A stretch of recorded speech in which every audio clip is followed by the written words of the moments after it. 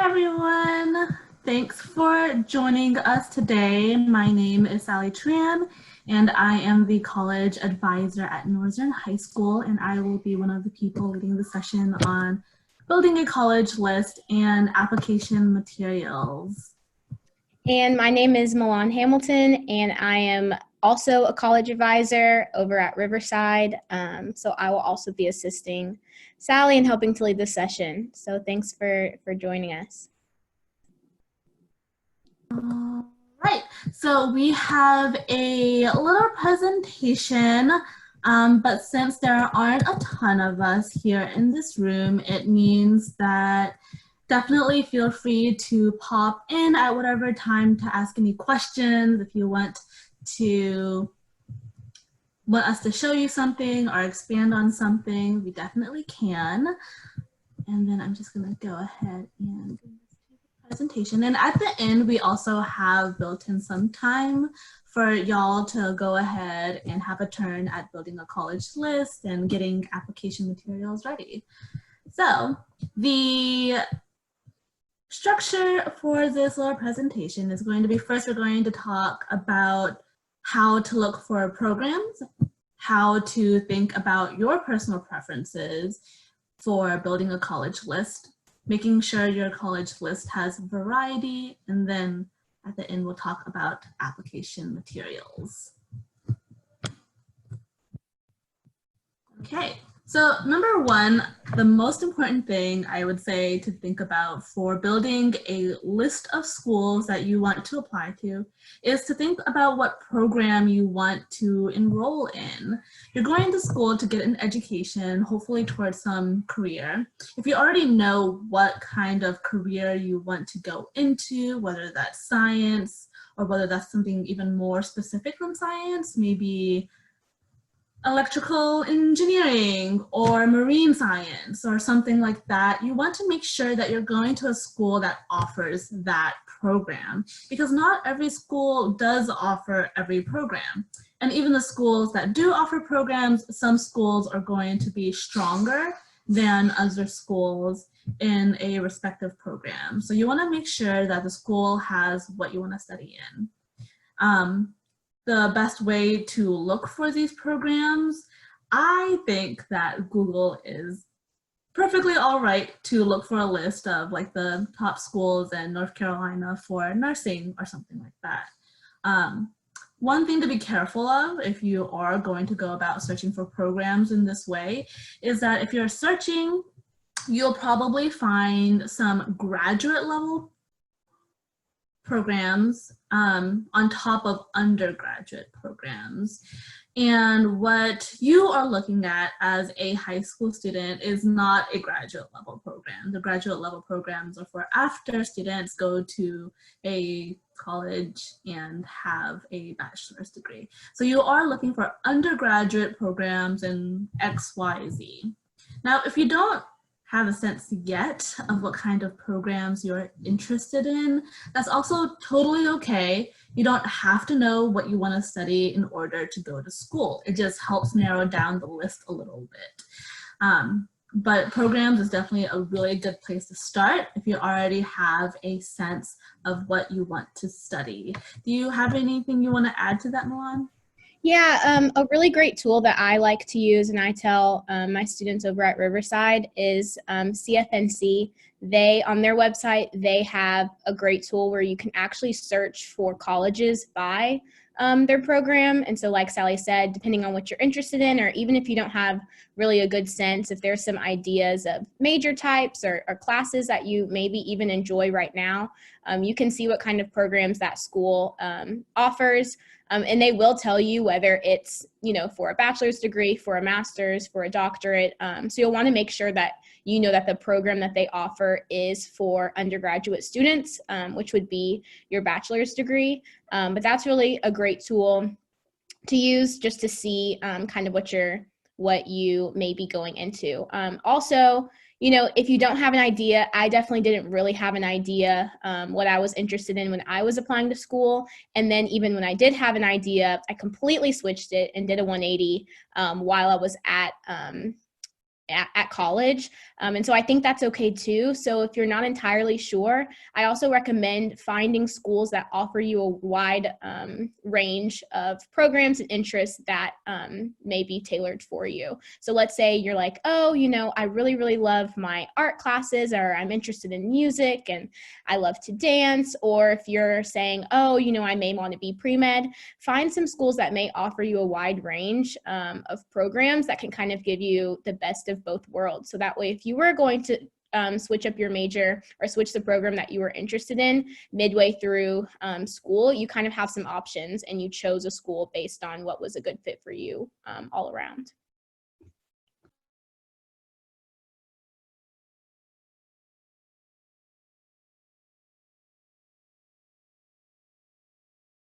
Sorry, I thought I was pressing unmute. Okay, so the last note that I want to add about programs is just because you are thinking you want to be a doctor, lawyer, a veterinarian, or some other professional career, you don't have to go to a school that has a pre-med major, pre-med track. You don't have to go to school with a pre-law major, things like that.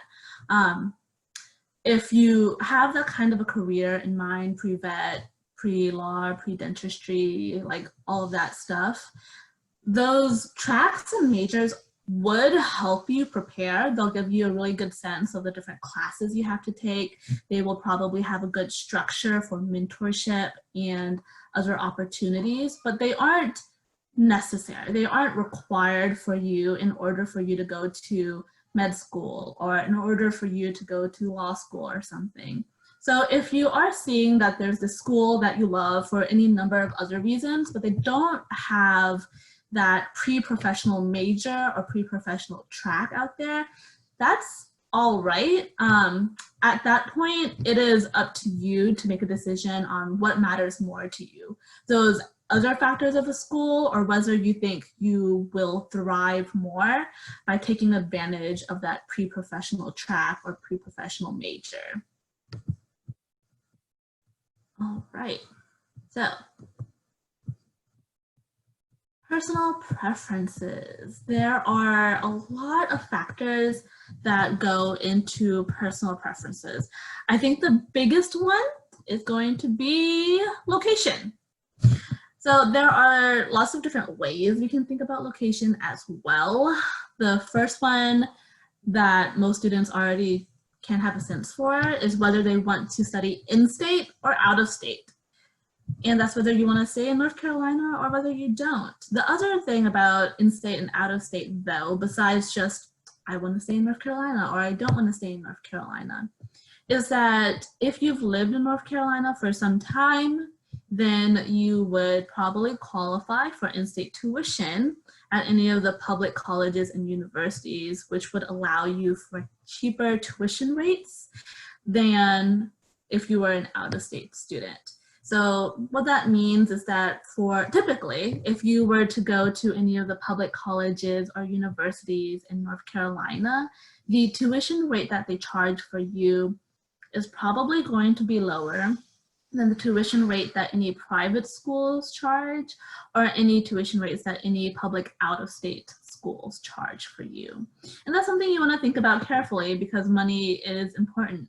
But I'm saying all this generally before even thinking about financial aid, which is something that I'm sure another session that Game Plan College or the Durham Public School Advisors will talk about. But just because of a school's sticker price doesn't necessarily mean that you'll be paying a lot or a little. You don't really know quite well until financial aid. But you do want to think about in-state versus out-of-state. Other things to think about in terms of location is how far away from home you want to be. Whether you want to be in driving distance, whether you want to be super close to home so that you even live at home, whether you want to be an airplane ride away from home, all of that stuff.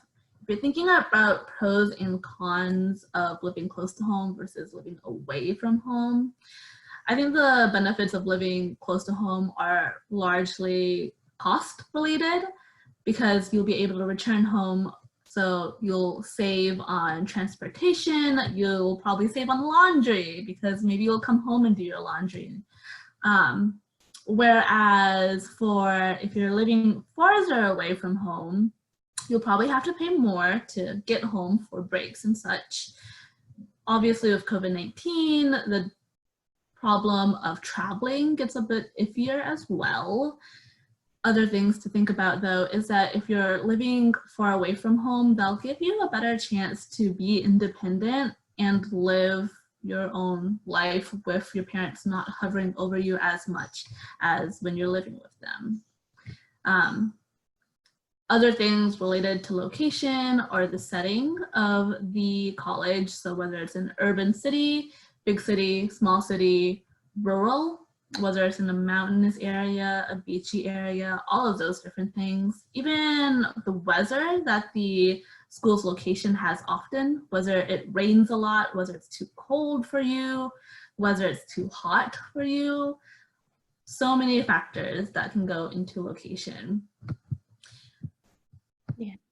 Yeah, I'll just add, it's really important to make note of where your school is located in terms of the community that it's situated in as well, because not only will you be possibly on the campus of that school, but you'll also be kind of engulfed in the community that surrounds it. So like Sally said, knowing that it's in a big city, if you want to go out of state and it's been your dream to go to a school in New York because of a certain program, also note that you may be, living in New York, and what does that look like? Or if you go to a school that's somewhere in the suburbs, what does that look like versus somewhere rural? What do the rural settings have to offer? So when you're looking at schools, it's not only just its relation to you and its relation to its your home environment, but also where that school is situated itself and where their home environment is as well.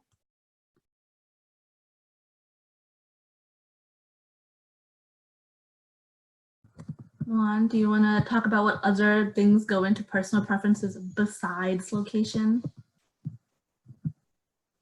I mean, other than kind of touching on some of the other factors that we mentioned, like the programs that it has to offer, I'd also mention kind of extracurricular activities that the school could have, and other things that you think are important to you. Does that school offer the kind of support that is necessary for your learning? Does it offer, I'm trying to think, I just had a brain freeze, but yeah, just certain things that are important to you when you're thinking about schools and thinking about starting this new journey, because once you leave high school, your decisions are pretty much going to be up to you. So it's really important for you to understand what things matter to you and what things are important, and finding a home that will be your home for the next 4 years that can offer you those things. Right. I'd say another thing in personal preferences is the demographics of the school that you want to attend. So there are, I'd say, like 3 main types of schools classification. We have PWIs, which stand for predominantly white institutions. We have HBCUs, which stands for historically Black colleges and universities. And then we have MSIs, which stands for minority serving institutions. And each categorization, it says something about the school's demographics. It says something about the origins of the school. So the predominantly white institutions, as is their name, a large percentage of their student body is going to be predominantly white. Not all the students, of course, but a big chunk of them. In historically Black colleges and universities, they began as a safe space for Black and brown folks to go to college. So they're going to have a greater commitment to students of color, even though you don't have to be a person of color to go to historically Black college and university. And then minority serving institutions are very similar, I would say, to historically Black colleges and universities. Maybe the main difference between those two is that it didn't necessarily start as a institution that was serving Black and brown folks. Maybe it was one that was serving another population. But the demographics of a school might be really important to you, or it might not be really important to you. depending on how much value you put into things like diversity and such. Another thing would be the size of the school, which can also go into some of the class sizes of your classes at that university. So does the size of the school matter to you? Do you want small class sizes? Do you want a large campus? Do you want a small campus? Different things like that. Again, that kind of feeds into the level of support. Sometimes it can be really comforting to be at a smaller campus where there's less people, maybe easier to get to know students. But sometimes you may enjoy being at a larger campus that may take up more space and be a large part of the outer settings community. You may go to a college town for a school that has a larger campus. So different things like that could also be really important to you. And like Juan said earlier, cfnc.org is a really great resource for filtering out all of these different options. We can show you this at the end, but on cfnc.org, you'll be able to filter based off of a school's size, what kind of programs they offer, whether it's a public school, private school, I think also what activities or resources they offer.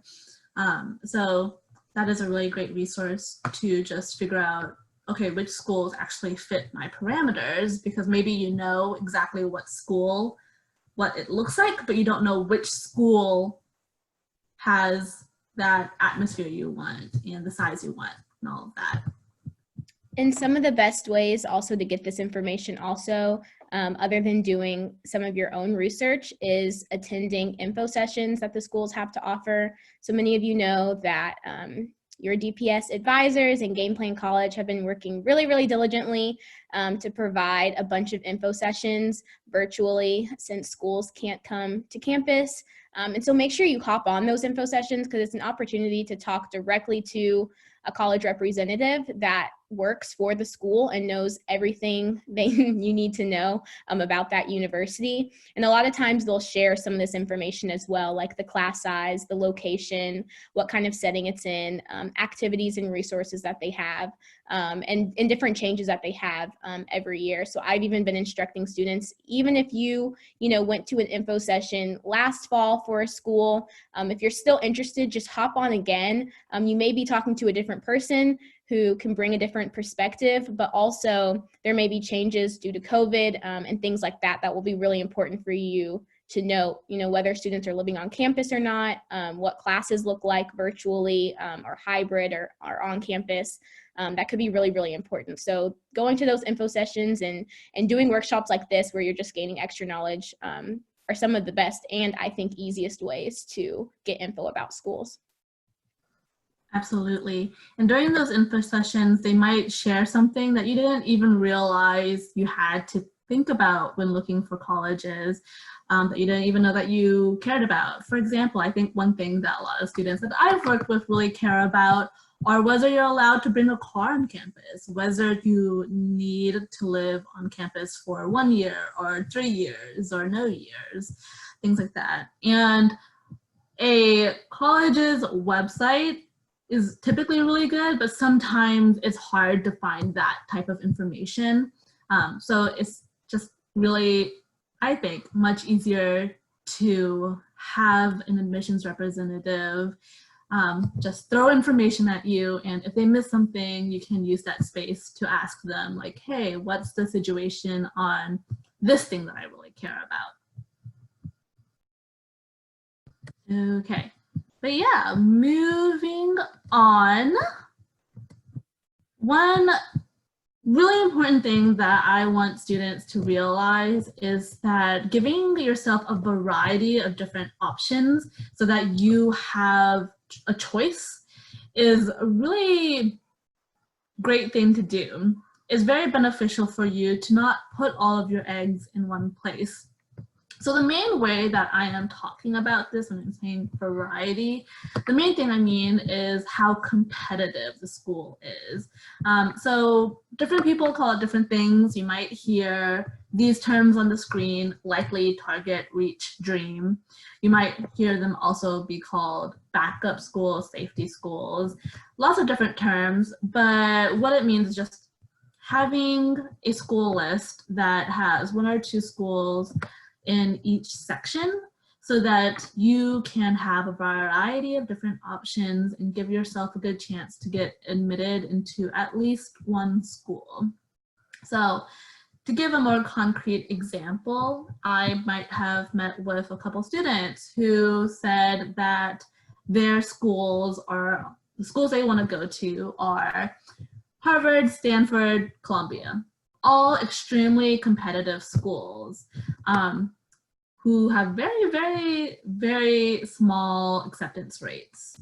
As much as that student is competitive, that school for any student, just because of how competitive and how small their acceptance rate is going to be a dream school, which means that it is not necessarily true that they'll get into one of the schools, even if they are a really great student. So that's why they want to make sure that they have some other types of schools in there that they are more likely to get into, because you don't want, let's see, graduation to come around. You've applied to 4 or 5 schools, but they were all super competitive schools, and you get rejected from all of them. That would be an incredibly hard space to be in. So that's why you want to give yourself options and competitiveness. So let me describe these really briefly. So likely schools, as you guys can read from the screen anyway, are schools that you're pretty sure you'll get into the school based off of your stats alone. So maybe that school's average GPA is a 2.5. Maybe their average test scores are like a 17 on the ACT and an 800 on the SAT or something like that. And maybe your average stats are well above that school's average. So based off of stats alone, you'll probably get into this school. So that's why we're going to call it a likely school. You're not guaranteed to get in, but you're likely to get in. Then there's target. These are the schools that I tell my students to focus a lot of their attention on, where their stats look like the average stats for that school's admitted students. So they're around the same average GPA, they're around the same ACT and SAT. And this I would call a target school because you have a good chance of getting in. It's not as good of a chance as those likely schools. And this school is likely to be also a good academic fit, which means when you go there, it's likely that you won't struggle too much in your classes, but they won't be so easy that they're boring for you. And then reach schools are going to be where your stats are below the average admitted student stats, maybe just by a little bit, maybe by a lot. But they're not as hyper competitive as those dream schools, those Ivy Leagues and other schools. So for a lot of students, those reach schools are schools like UNC Chapel Hill, NC State, Wake Forest. So those are some examples of reach schools for a lot of students. So for reach schools and dream schools, it's not impossible for a student to get in. So that's why it's definitely worth it for a student to try and apply there. Anyway, the admissions officer could very well see something in you and really want you to come to their campus and be a student there. So just because you're below a school's average doesn't mean that you're not going to get in. So definitely like shoot your shot. Yeah, I would also like to add the importance of having a variety, just because I also think a lot of times students can unintentionally undermatch themselves and not realize their scores in comparison to what the average scores of a lot of schools are.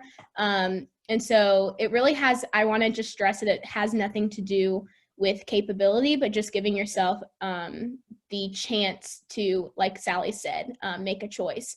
So, the school I ended up choosing when I was applying to college was indeed my reach school. And had I, been like, this school is really difficult, my grades aren't up to par, my test scores aren't up to par with what a lot of students are doing, I'm seeing perfect ACT scores, and that is not me.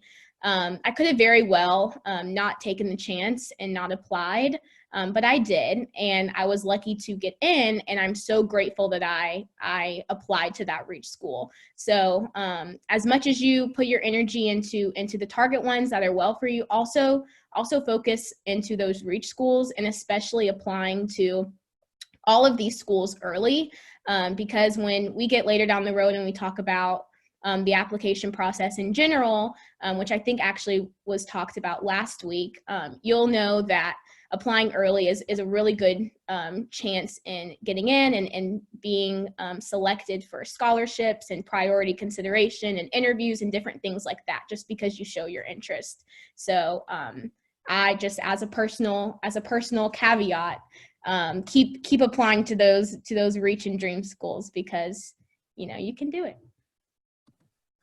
Yeah, absolutely. And admissions look at way more than just your GPA, that one singular number. They look at more than that. They look at more than your test scores. They are not comparing you to everyone else in the world. They are trying to evaluate you fairly in the context that you grew up in and go to school in. So they are trying their best to see, like, can this student handle this school? They're going to look at other things that we're going to talk about in the next slide. But before I move on in terms of variety, I want to say that other things that you want to think about besides a variety of competitiveness are things like variety in terms of whether you're applying to public schools or private schools. I know a lot of students might be put off by the idea of private schools because they have the reputation of being really expensive.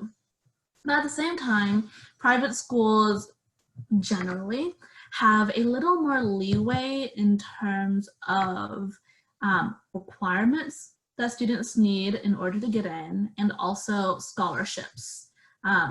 So in my case, it was cheaper for me to go to a private school than it was to go to the flagship public school that in my state.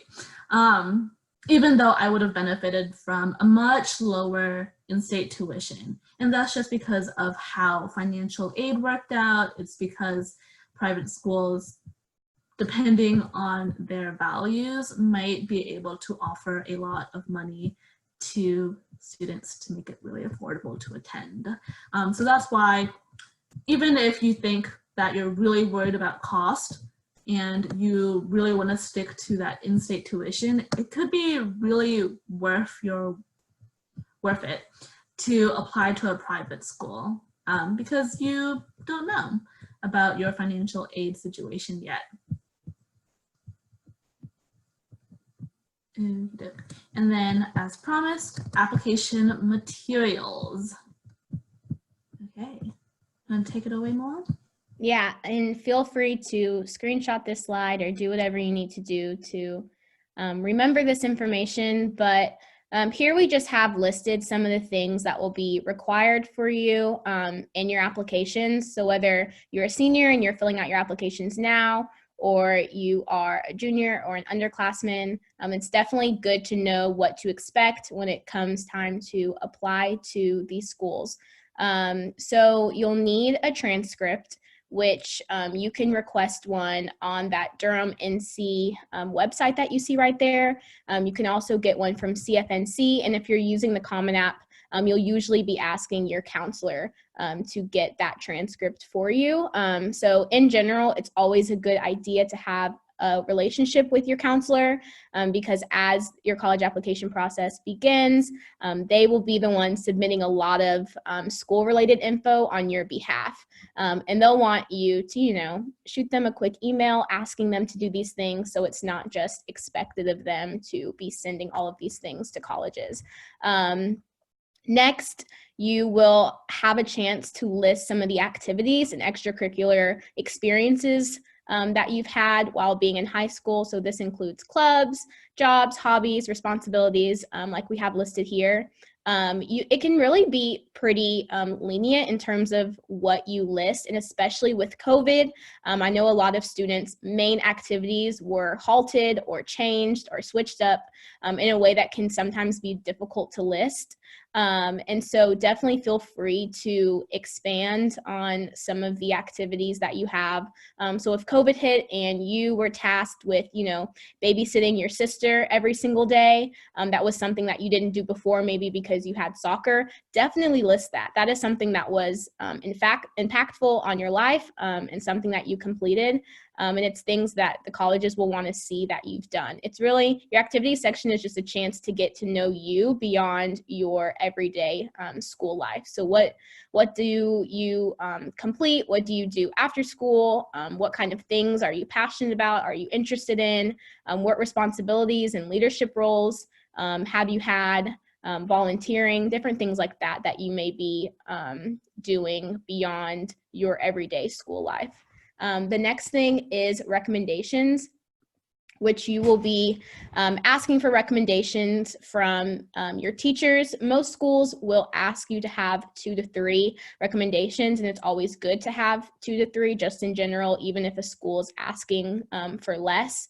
And so if you're completing your applications on the Common App, there is a place for you to request teacher recommendations from the specific teachers that you want. Again, just like transcripts and counselor recommendations, it's a really good idea to email those teachers beforehand, before you submit a request through Common App.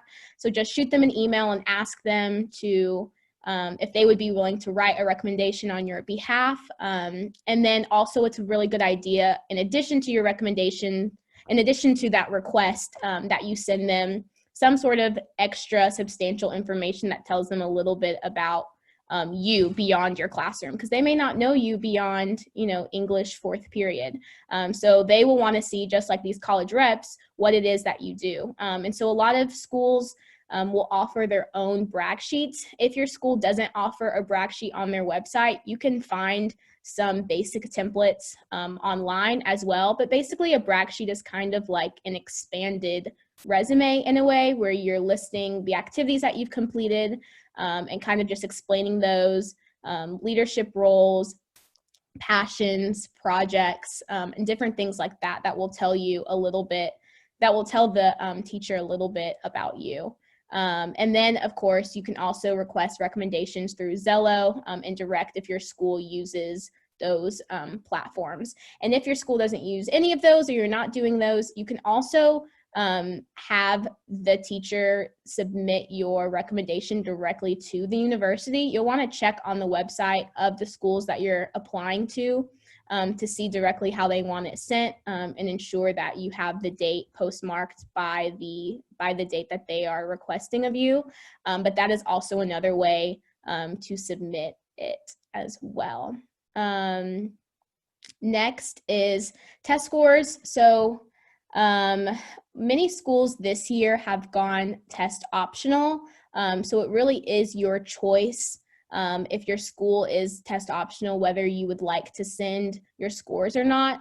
I say that if you think that your scores would be beneficial to your application, and you think that it's something that would help your application and kind of round it out, definitely send those scores if you feel like it doesn't hurt. If you feel like, I didn't really get to take my SAT or my ACT in the spring, or I wanted to be able to take it again, and now all the sites are closed, this is a really great opportunity to just not, if you feel like your application is fine without it. Many schools are taking into consideration the fact that students have not been able to complete these tests, and so they know that, and that's why they're waiving the requirement. And so they have been adamant, especially in these info sessions, about them not taking those test scores, or your lack of sending your test score into consideration in your application. They will look at what you have provided of them. So I think this can be really cool, because I personally was not a great test taker, and if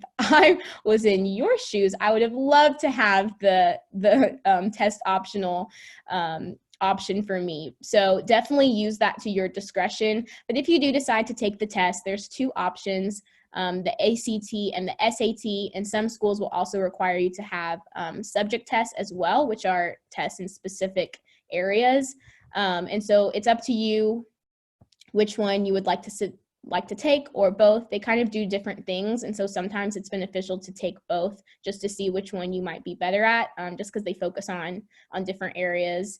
And yes, there's a place on the Common App to self-report it, but eventually when you send those scores, you will want to send it directly from the website. Is there anything else you want to add, Sally, to what I said? Yeah. Hope I'm gonna remember it soon. It was, okay, so if you've taken the ACT and SAT, or the one of those, and you got your scores back and you're like, okay, this is my number, but I don't know if that's good or not. Should I send it? Should I not send it? My rule of thumb usually is that if you scored around that school's average or above that average, go ahead and send it. I think it will help you in that way. If you did quite below the average, then in that case, totally just don't worry about it. And the admissions office is not going to make any assumptions from whether or not you decided to send the score. For all they know, you just weren't able to take the test, and they're just going to look at your application with everything else and see what a wonderful person you are from that. So don't worry if you didn't test well, because they don't have to know if the school is test optional. And the last piece that you will need for a lot of these schools is some sort of writing portion. So in addition to a writing portion on your test, you will be most likely writing an essay as part of your application. For the Common App, the great thing about that website is that they are able to house all of your applications kind of in one place. And they have one big essay that you complete. You choose your own prompt and you complete it. And it applies to all of the schools. So a lot of the schools will be reading that same, what is called a personal essay of your choosing. Additionally, though, a lot of universities will have a space where they have kind of short answer questions or smaller essays as well that they require. It's probably 1 to 2 additional essays that are maybe 200 to 250 words each, so not a lot. It just gets them into understanding why you would be a good fit for the school. So for example, Duke has a Why Duke essay that you answer, and when I answered it, you kind of just talk about why you think you would be a good match for that university and giving examples and things like that. Other schools have questions that touch on your identity or your cultural background. So it kind of depends on the school, but you want to make sure that when you're completing your application that you don't forget about those small short answer questions, because it's really easy to go through the Common App and you input your colleges. But if you don't click through each school and make sure that you've completed the application portion for each university, you may miss some of those smaller essays. And I think the essays can be among the most important aspect of your application, probably other than maybe GPA or scores. That is just my opinion, just because it gives the admissions rep an opportunity to see who you are in that essay. So they're kind of just getting a blanket state document that's just telling you about what you did in school and your accomplishments and your achievements and blah, blah, blah, blah, blah. But they don't really know who you are. And so in these personal essays, that is their chance to really see who you are. So that is a chance for them to see what your passions are, what maybe your everyday life is like. and get a sense as to why you might be a good fit for that university. So always spend as much time as you can working and crafting those essays, and you're always welcome to send your essays to your advisor. I'm always happy to read anybody's personal essays, as well as English teachers are also usually happy to read some essays too if you ask them. So it's always good to have multiple eyes, but that is another portion of your application. Right, and that is all we had in terms of our presentation. We went over things not too in detail, but now we want to give you all an opportunity to actually do this for yourself, whether that's making a college list, sending a transcript, sending test scores if you want, drafting a request to a teacher for them to write you a letter of recommendation, working on a brag sheet, making a list of your activities, whatever it is that you want. If anyone has any preferences on what we can go through more specifically for steps, you can put it down in the chat. If no one says anything, we can show you how we would use the CFNC tool to actually make a college list though. So I'll just give you a moment to share if you want what you might want us to talk more in depth about.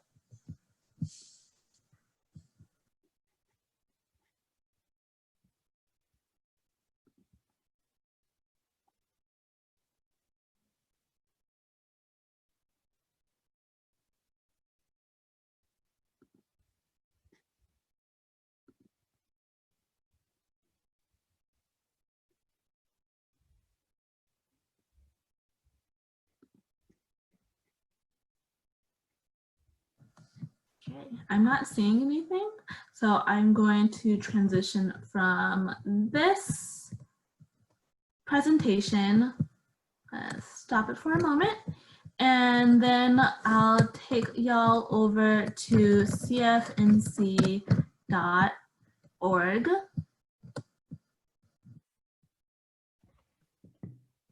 Okay. All right, and then this is the website for cfnc.org. You can do lots of great things on cfnc.org. Right now, we're going to show how you might use it to build a college list. But you can also use cfnc.org to send transcripts and apply to colleges and look for scholarships and lots of other stuff. So I haven't used it in this new website in a while, so I think I'm going to the right place. So plan your future. And then they have career interest profiles. So if you don't know what kind of interests you have, not sure what career is great for you, you could check that out. And then as long as you log in with your account, they'll save everything. Otherwise, you can go to, I believe it should be college search. Find the school for you. All right.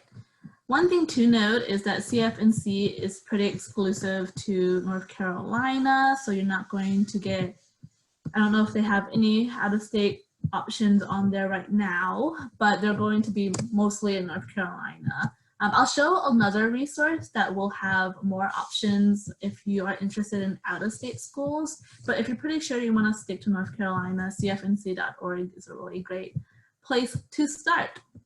So on the left, you can see all the different filters that you can do it by. So key facts, you have college types. So let's say 4-year, distance. So you can say that you want to be 100 miles away from Durham. Program types. So if you're going to a 4-year college, you're probably doing a bachelor's. And then here's the size of the school. So student population. Now I know a lot of students don't have a really great understanding of what is going to be a big school or a small school based off of the student population, but you can just take it for what you see right here. So the smallest schools are going to be the ones that are on the smaller scale of here, and then the bigger schools are going to be the ones in the middle, and the middle schools are going to be the ones in the middle. So let's say we want a really small school. You can filter by sports. You can filter by campus setting, urban, suburban, small town, rural. You can filter by public or private. Student housing, so whether it's men only, women only, co-ed, cooperative housing, fraternity, sorority, whether they have online classes, single sex or co-ed, historically Black college or university, cost and financial aid. So you could pull out tuition, whether they have in-state tuition of some amount, whether they have out-of-state tuition at some amount, their financial aid, so whether they offer academic scholarships, athletic scholarships, federal work study, federal state grants, institutional grants, academics, so programs and majors offered. So they have lots of options here. They put it in major clusters, so you're not going to maybe find specifically marine science, but you can just look for sciences. Okay, and then special academic programs, distance learning, double majors, honors programs, etc. And then, oh, you can search nationally. So they have that option. You can also look specifically for your likely schools, your target schools, your reach schools, and so on by putting in your ACT score or whatever you'd like, SAT score, entrance difficulty, all of that. And whenever you put in all the filters you want, you can click apply filter, and then they'll throw out what they think is going to be a good fit for you. You could view it on a map if you want to look by closest to farthest away. They will also organize it. The red pins are private schools, orange, community colleges, so on. So this is what came off when I just put in some random filters. I highly recommend all of y'all to check it out. Let me see if I can throw it in the chat. So here is the link to the website that I'm at right now. It is in the chat right now, and y'all can feel free to take a look for yourselves. And while you do that, or while you don't do that, I can show you Big Future, which is another really great resource for building a college life. One more thing to note just about when you're searching for these schools is I do really want to stress the importance of completing your FAFSA and getting aid from a school, but also if you are curious right now about how much you might be paying for a school, many schools will offer what is called a net price calculator on their website, which lets you kind of guesstimate using some of the same information you would give in completing the FAFSA for this net price calculator. So it'll guess how much you might be paying for that university. So if you only look kind of at what the sticker price cost of attendance is, you may be limiting yourself because you never know how much that school might actually be able to offer you in terms of financial aid. So I just want to say that when you're completing it, it's really easy to be like, all right, I need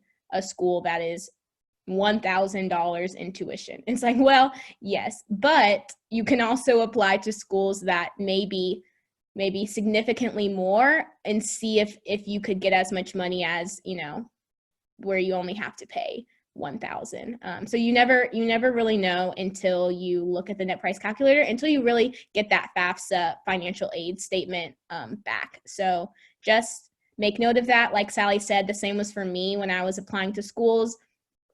Duke ended up being significantly cheaper for me than my flagship university, which was UT Austin, because I am from Texas, and UT Austin was pretty cheap. So that tells you about how much Duke was able to offer me in financial aid. And had I just looked at that $75,000 sticker price, it would have turned me away, which it did almost turn me away until I completed the net price calculator. My mom and I saw that it was actually going to be more affordable. So that is just something to also note when you're completing it. Give yourself some options. Don't try to narrow it down too much without first seeing like what you really know about that school and what they have to offer. So that's all. Every school should have a net price calculator, and as long as you just type into Google like the name of that school and net price calculator, it should come up. Right now, I have pulled up UNC Chapel Hill's net price calculator, and you can see that they have questions about dependency, household, income, assets. And then if you fill this out to the best of your knowledge, you'll get an estimate of how much it might cost you to go to this school particularly. But this is all just based off of how much financial scholarships that you might get based off of your financial need.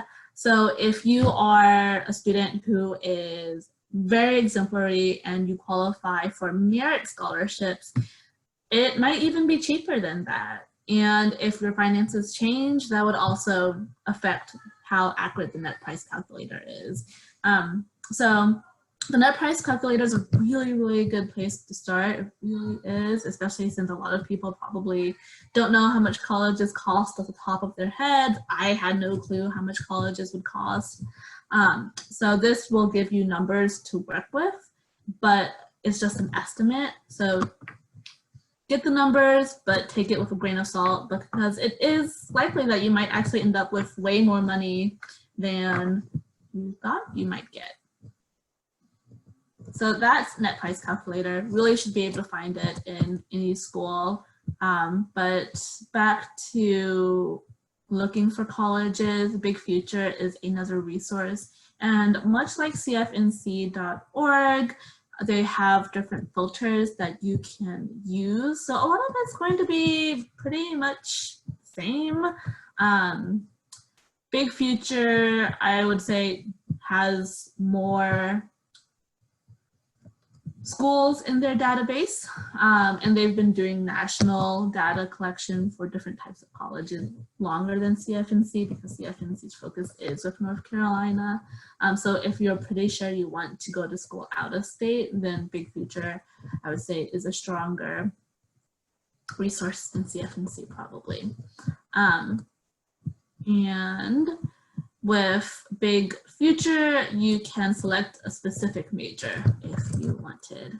So in cfnc.org, we did see that it was limited by different clusters of your program of study. But if you have a very specific major that you know you want to study, you can go ahead and use Big Future for that. And I dropped the link in the chat for that as well.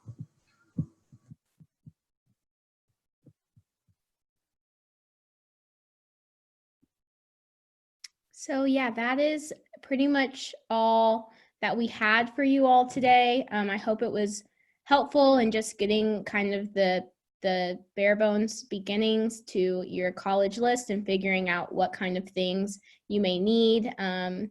Yeah, just in general, remember this is just a time for you to figure out what are you passionate about and what do you want to make your home for the next 4 years.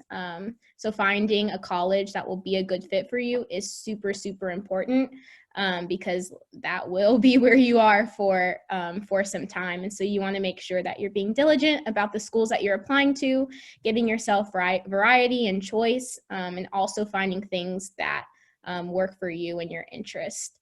So if there are any questions, definitely put it in the chat box, or you can always email one of us. Your advisors in Game Plan College are here for you and to help you make these decisions. No question is a stupid question, because they do not make the college application process easy. And if they did, we wouldn't all be here. So definitely ask if you have anything, but if not, that is all we had.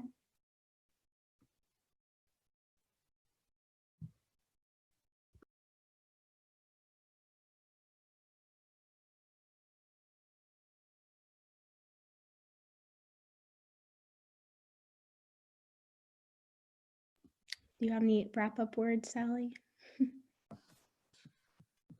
I think we covered it. We are happy to go more in detail about anything.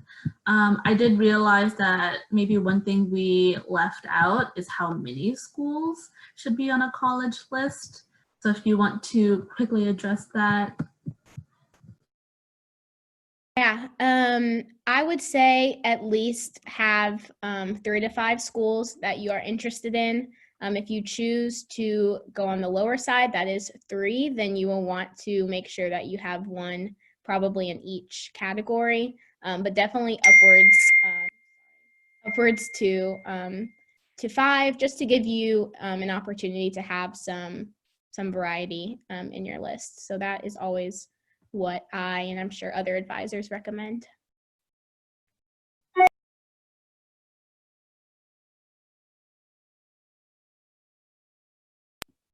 Okay, well, if there are no more questions, then that is the end of our presentation. Thank you so much to everyone that has joined us today. Game Plan College has been helping us put this on, and they are hosting these workshops every week, Wednesdays at 2:30 p.m. You can join with the same registration Google Sheet. So if you would like to attend the next one, we talk about a different topic every week, and it'll be different people leading each session every week as well. So you don't have to hear our voices again, but definitely register for those. We just kind of go through different aspects of the college application process. And even if you want to just sit in and listen and get some more tips. Thanks, guys.